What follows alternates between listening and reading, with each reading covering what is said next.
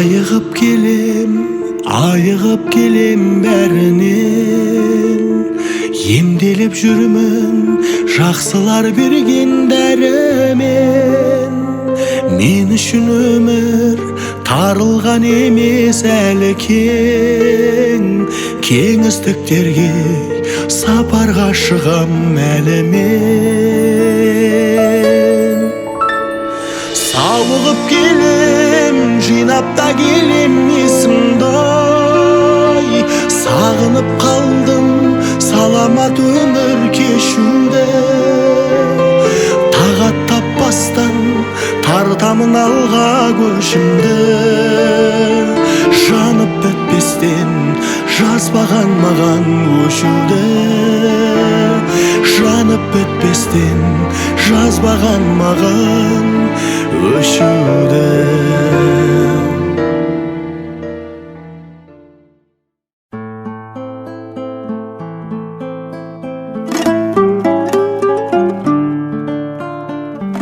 Жылқы деген салты аттың малы ғой. Баядан атамыз солай деп дәстүр өткен.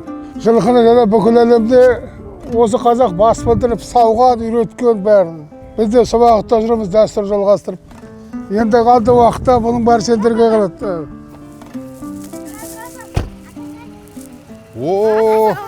Уағалейкумассалам. Үлкен жігіт болыңдар. Ассаламағалейкум. Уағалейкумассалам. Амансың ба? Ассаламағалейкум.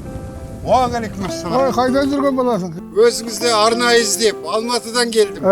Бақытжан деген ініңізбін. Осында бір атақты жылқышы бар дегенді естіп. Сау бол. Осы өмір жолыңыз мына балаларға, болашаққа үлгі өнеге болсын деп, сұхбаттасайын, сырласайық деп арнайы келдім. Сау бол. Ал енді арнайы келсең, алыстан мен үшін көп-көп рахмет. Мен де сол айтарлыққа тұрарлықтай азаматпын деп өзімді ойлаймын.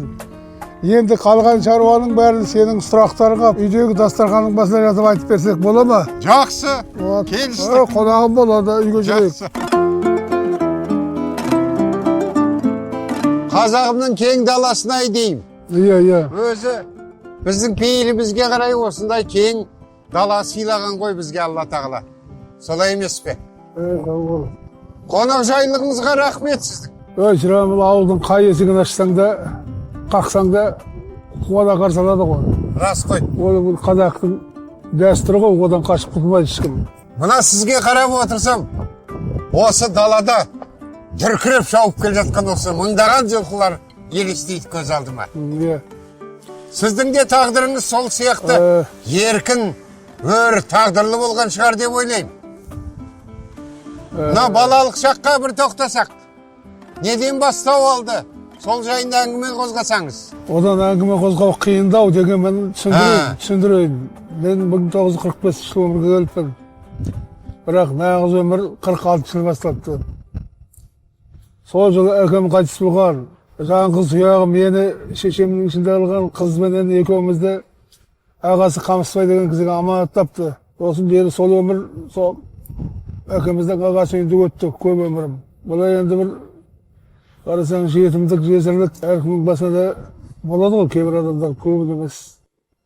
Бірақ мен бір ауыртпалық көрдім, сөйттім, бүйттім демеймін. Тауқыметті көп көрген шығарсыз бала кезіңізде. Ол енді үйде болмағанмен далада, шаруада көп болды ғой тауқымет деген. Иә.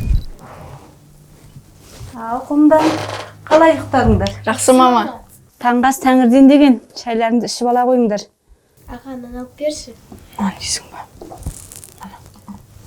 Құлындарым-ау, сендер маған Құдайдың берген ең қымбат аманатсыңдар. Әкелеріңнен қалған тұяқ ізін жалғастыратында өздерің.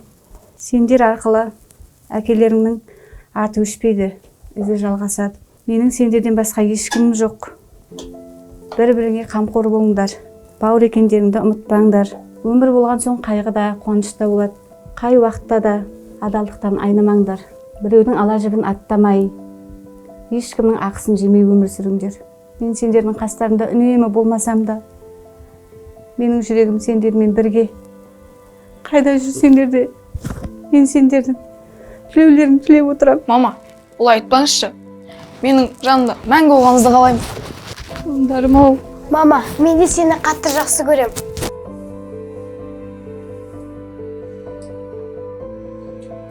Менің өмірімнің мәні де, сәні де сендерсіңдер. Күмісбегім, қарындасыңа қамқор бол. Мен сенің ертең үлкен мықты азамат болып өсетініңе сенем қолым. Бара ғой, шайларыңды іше қойыңдар. Балалық шағыңызды естіп отырып, көңілім толқып кетті ағасы. Бір жасқа толмай әкесіз қалып, ананың үмітін ақтау оңай емес-ау. Сол тағдырға ренжімей, қайта оны жеңе білдіңіз. Бұл да үлкен ерлік деп ойлаймын. Әкеміз кеткенмен артында жүрек аппақ таза әкеміздің ағасы қалды. Иманы берік анамыз қалды. Сол екеуінің тәрбиесінің арқасында сынбай жетілдік. Қатар құрбылардан кем болғанымыз жоқ. Сол мен мал баққан жерде 2-3 қатарым болды, солармен бірге өстім осы жасқа дейін. Жамаатқа іліккеніміз жоқ. Сол екеуінің көрген тәрбиенің арқасы шығар деп ойлаймын. Тағдырға мойынсынып, бас иіп, сол анаңыздың берген ақ батасының қабыл болғаны ғой деп ойлаймын мен. Аллаға шүкір. Мен бір жаңа айттым ғой енді, әкеміздің ағасы жүрегі аппақ таза, сосын имандай жардың арқасында екеуінің бас біріктіруінің арқасында ешқандай жоқшылық көрмей, жаманшылық көрмей ер жеттім деп айтып отырмын ғой. Енді әкемнің сөнген ошағы қайта жанып, қатарға ендім. Бәленшенің ауылы болып шықтым, Күмісбектің ауылы болып. Ол енді бәрі Құдайдың үйлестірімін ғой енді. Мен қанша қызықпен мықтымын десем де, ол Құдай қолдамаса онда жоқ қой. Әрине. Мынау мен ойлаймын ағасы. Жетім өскен бала емес, ел арқалаған ер болыпсыз. Соны мынау мен ойлаймын. Анаңыздың ақ батасының қабыл болғаны ғой. Осын сізден, мынау бала шағаңыз, немерелеріңізге қарап, сондай ой келіп отыр маған. Дұрыс. Балалар, бүгін диктант жазамыз. Дайынбыз ба? Аласа бастайық. Туған жер. Бұған дейін мен колхоздағы 1-ден 3-ке дейін класстар қатар оқытылған бір бөлмелі мектепте, жер үйден құралған бастауыш мектепте оқыдым. Бірақ оқу үлгерім өте жақсы болды. Қанша ескі мектеп болса да, ол жерде мен өзімді еркін сезінетінмін. Ал бұл жаңа мектеп. Мен бұл мектепке кеше ғана келдім. Әлі ешкіммен танысып та үлгермедім. Бірақ бұл маған сабағымды жақсы оқуға кедергі болмады. Келесі күні Киев ағай менің жазған диктантымды мақтады. Саламатсыздар ма? Түгелсіздер ма? Отыра беріңдер. Кешеге диктанттың нәтижесі шықты. Мынау кеше мектепке келген Әрешевтің диктанты. Ешқандай қателік жоқ, жазуы өте әдемі. Балалардың түрлері күрт өзгерді. Мырзабаев Киев ағай дәптерлерді тарата бастады. Әр оқушының қателіктерін көрсетіп, қысқа ескерту жасап жатты. Ал сенікі, екінші сөйлемде кішкене қателіктерің бар. Балалардың дәптерлерін таратып болған соң, кезек ең соңғы отырған маған да жетті. Киев ағай дәптерімді қолыма ұстатып, арқамнан қаққанда сыныптастарым маған тесіліп қарады. Соңынан білдім, тек бір қыз ғана 3 алыпты да, басқасына 2 қойылыпты. Жаңа сыныптастарымның ортасында жалғыз өзім 5 алғаным үшін өзімді жайсыз сезініп, қуана алмадым. Дәл сол уақытта олардың төмен баға алғандар үшін өзімді кінәлі сезінгендей болдым.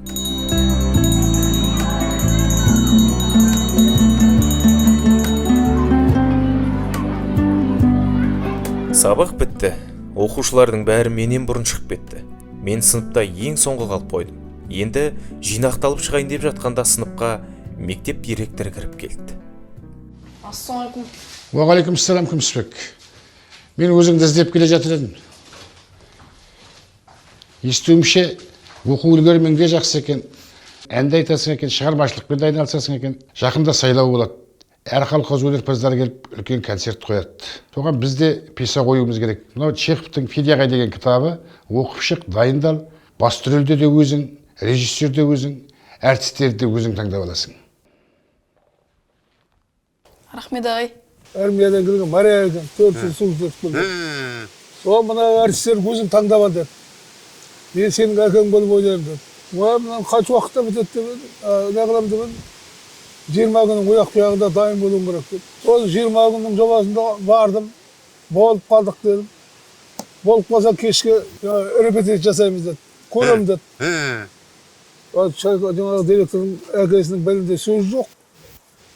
Сосын келіп өзіміз көрдік бәріміз, ойнадық та. Сосын директор молодец қойсып деп, сонан кетіп қалдық. Енді сайлау күні қойылды бәрі. Сол уақытта сен де білетін шығарсың. Ортада сахнада үлкен стол тұрады ғой, қызматамен жабылып. Иә. Сосын астында 2 майшам тұрады. Суперлер деген болады. Ана песінің оқып Иә, отырады. жаңылып кетсеңіз, оқып. Артистік қабілетпен халыққа жеткізу керек қой. Сол түсіндірді ғой Шәкен директор. Соны барып сөйтіп шығардық қой. Келесі күні директорымыз мені тағы шақырды. Сосын арқамнан ақтық, өзі тұрып келді, сырттан кіріп келді. Ой, жарайсың бара деді осылай. 1958 жыл. Бұл менің өмірімдегі ең ауыр кезең. Бір күні мектеп директоры мені өзіне шақыртып алып, өмірімді өзгерткен жайсыз хабарды жеткізді. Ағай шақырттыңыз ба? Иә, Күмісбек, кел. Ерекештің машинасымен ауылдан бәкен келіп тұр. Солармен бірге ауылыңа барып қайтасың. Нұртай ағаң ауырып қалған көрінеді. Бір сәтте бар ойым сабақты еді. Ал енді көз алдымда ауыл, жақындарым, Нұртай елестеді. Балалық пен жауапкершілік қатар келіп, кеудемді белгісіз уайым мен үміт биледі. Сол сәттен бастап өмір маған басқаша қарай бастағандай көрінді. Машина қорабында 3-4 адам бар екен. Бәрі үн-түнсіз. Жанымдағылардан ешкім тіл қатпады. Жүрегім қатты соғып бастады. Ауыр үнсіздік орнады. Жол үстінде үнсіздіктің де салмағы бар екенін сонда сезіндім. Еш адамда дыбыс жоқ. Бәрі тым-тырыс. Не болып қалғанын түсінбей, ішкі ойыммен жағаласып отырмын.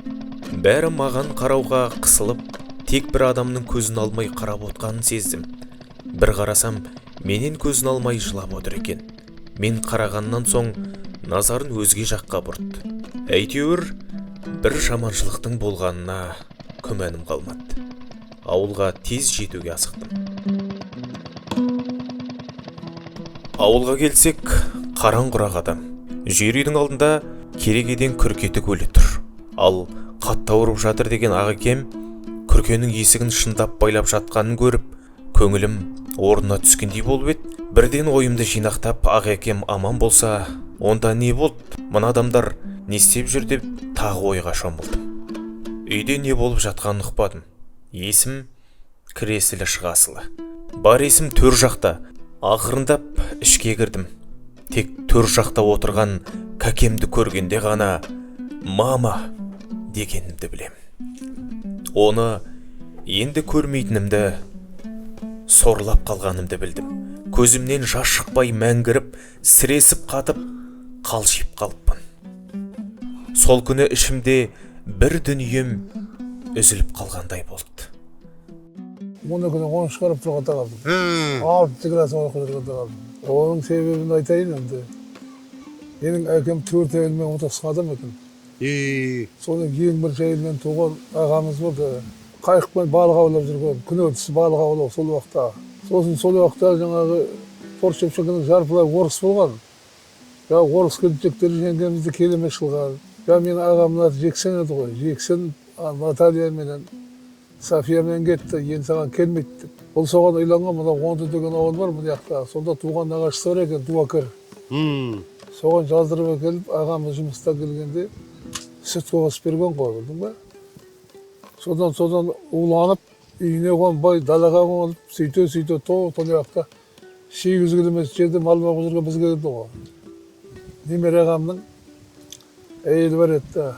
Соны ана көтеріліп ауырған адам, ол сөз көтермейді ғой. Алдына берген тамақты сорпа болсын, шай болсын деп үргілеп отырады да. Ана сүтке қосып бергеннен сезілген аз да болса.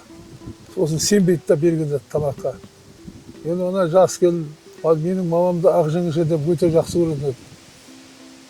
Содан келім менен менің мамам екеуі түннің бір уақытқа дейін әңгімелесіп ұрыс қиылып отырады да. 1,5 жобасында қысты күні. сотқа шығатын уақытта жатайын деп. Жеңгем шықпай қалады да, менің мамам шығады ғой. Жер үйдің алды былай болады ғой. Жер үйдің алды былай болады. Есік былай тіке болады. Сол жердің былай жерінде қансалмарды ұзақтап жатқанда, үйден әйел адам шыққанда, ақ орамалмен мойнына шаптырып, сүйреп бір мына күнтігін жерге шотпен былай төрт шапқаңдап отыру. Шот дегенді білесің ба? Шөп шығады, шот. Метр жерде сағы болады. Сөйтіп өлтірген ғой, енді басқа. Анам өмірден өткеннен кейін көп ұзамай жалғыз қарындасым қымбатымнан да айырылып қалдым. Анамыздың өлімі оған ауыр тиді. Қымбатым да мені тастап анамның артынан бақиға аттанды. Қымбатым тірі болғанда жалғызбын демес едім ау деп те ойлаймын. Бір рулы елді тілекшім етер, жалғыз қарындасымды да алғасын, бұл Құдайға не дейін? Мама, қымбат, мен сендерді қатты сағындым. Сендер кеткеннен бері мен өзімді жалғыз сезінемін. Сендер қайтып келмейтіндеріңе мен сенгім келмейді. Мамау, қалай сендер мені жалғыз тастап кеттіңдер, мамау? Мамау.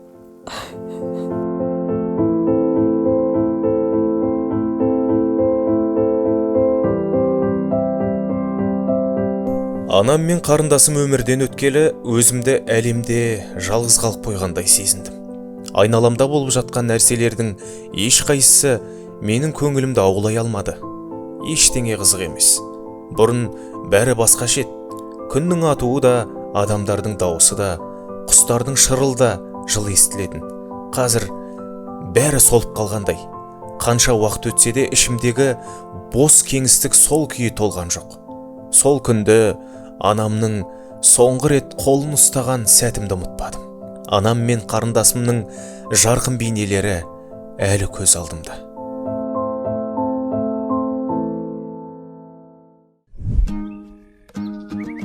Бір 1960 жылдың күзі. Алматыдан рентгенге түсірген арнайы мамандардың үлкен тобы Бұғабайға келген. Соған түсуге Заханов Асланның машинасымен мен де бірге келдім. Келесі кім? Құжаттарын бере ғой? Мына кеше бас дәрігер айтқан Нәрешев деген пациент. Өте тәрбиелі, оқуда озат, мектептің барлық шарасына қатысады, ата-анасына ерте айырылып, жақсы білім алуына мүмкіндік болмай жүр.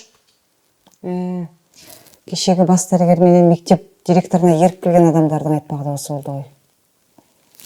Өзімде балалар үйінде өскен соң, бұл баланың тағдыры менің жүрегімді қатты елжіретті. Жарайды, өзін шақыра ғой. Жақсы. Кезегім келген соң дәрігердің кабинетіне кірдім. Столда жазу жазып отырған 30-дардың шамасындағы әйел адам орнынан тұрып, мені бауырына тартып құшағын алды. Арқамнан қағып, басымнан сипап үнсіз тұр. 2 жылдан бері ана мейірімін аңсап жүрген мен өзімді егер алмай жылай беріппін. Сәлден соң мені орындыққа отырғызып, өзінің де жылағанын білдірткісі келмей сүртініп алып әңгімесін бастады. Оспек, мен сен туралы мектеп директорынан, осы аурухананың бас дәрігерінен және басқа адамдардан да естіп отырмын. Мектепте өте жақсы оқиды екенсің. Бірақ жетімдіктің салдарынан мектебіңді тоқтатыпсың. Мен де балалар үйінде өстім. Қазір осы экспедицияның жетекшісімін. Балам, сенің жасты жалғыз ұлың бар. Сені содан еш кем қылмай өсіремін. Қаласам ана орнына анада боламын. Бірақ мына жүрсің азып тозудан басқа ештеңе емес. Күмісбек, менің айтқанымды тыңдасаң, менімен бірге Алматыға жүр. Ондай болса, ауылға барып қойсам бола ма? Ауылға барсаң, келмей қаласың ғой.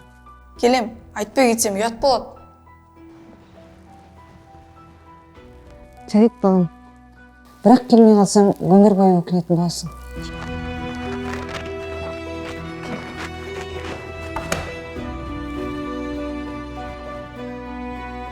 Барған көлікпен қайтып келуге уәде беріп, ауылға кеттім.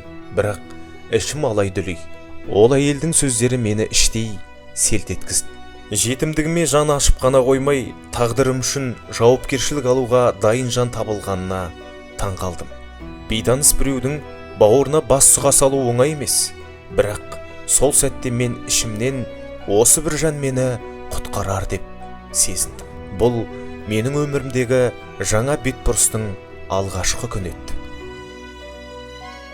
Ауылға қайтып келе жатқан жолда үміт пен күмән арпалысып жатты. Іштей шешіп қойғандай болдым. Оқимын, өсем, адам болам. Бірақ ауылдың шаңын көрген сәтте жүрегім шым етті. Ауыр болса да артымда қалғандардың аманатын естен шығаруға болмайтынын сезіп келе жаттым. Кәке, Келдің бе? Шаруаға кіріс тезірек. Не тұрыс? Бар, киімдеріңді ауыстырдан, тезірек аттарды жемде. кәке, мен Алматыға барам. Мені дәрігер апай алып кетем деді. Сол жақта сабақ оқимын. Кетсең, бұл үйдің есігін қайтып ашпайсың. Кәкем көп сөйлемейтін, бірақ ауыз сөзбен қайрат, қаталдау еді. Бәлкім, мен жас болған соң болашағыма алаңдаған болар. Бәлкім, бауырының аманаттаған жалғыз тұяғынан айырылып қалам ба деген қорқыныш болар. Дегенмен, кәкемнің сол жанарын айналып өте алмадым. Ауылда қалдым. Осылайша, алматылық дәрігер апайдың аналық мейірімін сезінуге нүкте қойды. Ана олар елге еріп кеткенде басқадан болып шығады. Е әнші болар едім, е актер болар едім, болмаса профессор болар едім. Мен себебі 5 жасында мына ауыл мен ана ауылдың арасында мал соятта басына шақырады ғой. Осындай жаздың күні ай сүттей жарық. Сол үлкен адамдарға еріп кетіп, өз ауылымнан шығып енді ана ауылға барғанда көзіме айтып кетті де, мына біздің ауылдың қасында ай мында келіпті ау деппін ғой, 5 жасында. Сонда астрономиямен байланысы болғаны ғой, білдің бе? В общем, тек адамымыз деген, жазылды, газетке берілді, ерекше адам деген. Барлық затқа қабілетім бар. Жетімдікпен өскен менің жан дүниемде тыныштық болмады. Кейде адамның жанында адамнан гөрі табиғат пен жануар жақын тұрады. Бала Күмісбектің де жанына жылқы жақын болды. Қарақасқа таймен басталған бұл достық тағдырыммен біте қайнасты. Жылқы баққан ауылдың ошағының гүліне түсіп шырылдап деп. Содан бері қарай жылқының соңында жүрмін, ағамен бірге жылқы бақтым.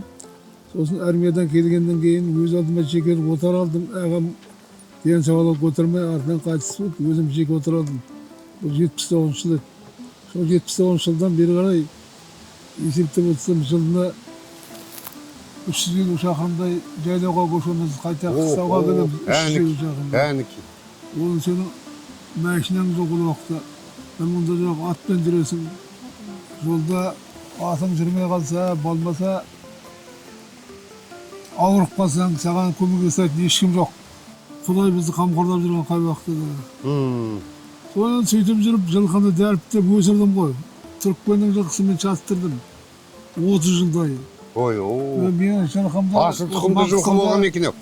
Маңғыстауда мына жылқы сап түсірген адамдар, осы Маңғыстауда ең бірінші солың жылқы, салмақты жылқы, Күмісбекті кеден айтады екен. Мен жағында мына күйеуі қолымдағы балам Эрнат. Ақтауда запарап қалып тұрғанда, бір ұзын бойлы жігіт андай жерде тұрып, үштертіппен сөйлесіп тұрып, Маңғыстауда мен білгенде де Күмісбектің жылқылардың жылқы жоқ депті. Сосын Эрнат тұрып айтты, мен Күмісбектің баласымын деп. Сондай дәріп келдім. Ауылыма келіп жылқыны көрген басқа ауылдың жылқышылары келіп, шай дайын үйге жүрген дегенде жүрмей еді. Менің жылқыларыма қарап тамсанып отырады да. Олардың жылқысы мотоциклді көрсе шығынып кетеді тұяқтан. Менікі мотоциклімді шымыртқылағанда тебеді өзіңді, жүрмейді. Соған дағдардырым ғой. Сосын таңертең салқымен суарам, кешкі салқымен суарам. Жүрмегесін, терлемегесін, күйін жібермейді, семіз болады. Асыл тұқымды жылқылар болған екен ау. Сондай қазір жылқылар сондай. Жылқысыз өмірім жоқ. Жылқыны айтсам жанамын, ішпей қымыз қанамын дедім ғой. Жылқы менің тағдырыммен бірге жаратылғандай. 15 жасымда Нүрекеңнің отар жылқысына ілескенім тағдырымның бұрылыс сәті болды. Содан бері салтанатты түлік жылқыдан қол үзген емеспін. Кейде өмірдің жүгі ауырлап, көкірегіңді мұң басса, жайлаудағы құдық басына барып, үйірді бір шолып өтсем болды. Жаным жеңілдеп сала береді. Тәлтіректеп келген құлын, ойнақтаған тай, шоқиып тұрған айғыр, бәрі бір сәтте бала көңілге от жағып, шаршаған санаға сәуле құяды. Сол мезет жүрегің жайланып, жанарыңа жарық үйіріледі.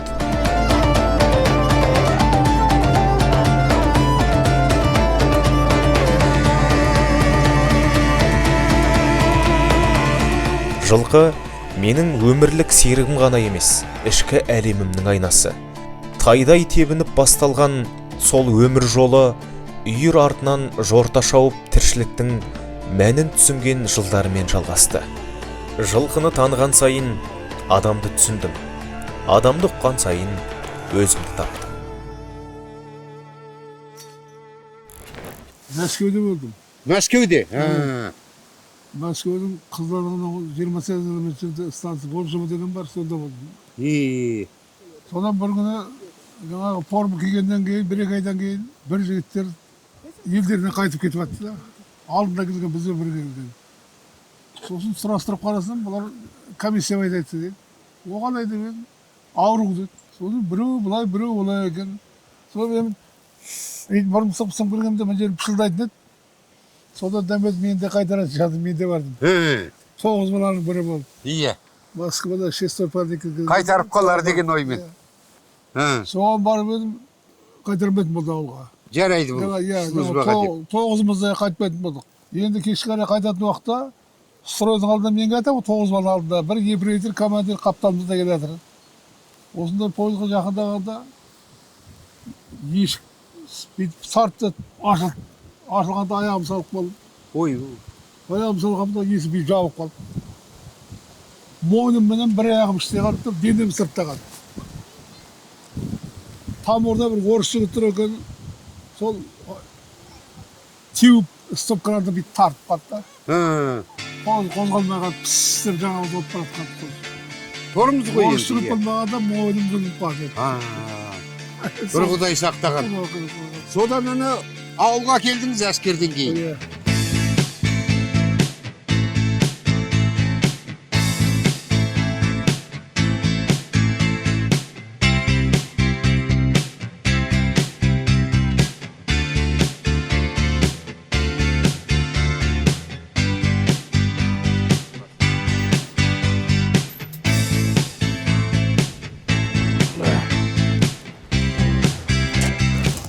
Кәке, мен сіздің ауыр ойыңыз жұқпай, отан алдында борышымды аман есен өтеп келдім.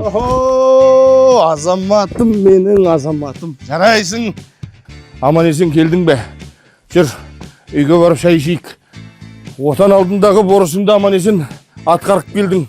Енді міне, менің нәрешінімнің аманатында аман есен орындасаң, осы шаңыраққа ие болып қалуың керексің, шырағым, жүр. Мен айтайын, шаңырақты көтергенім менің жұрт сияқты күйдім сейдім болған жоқ меді.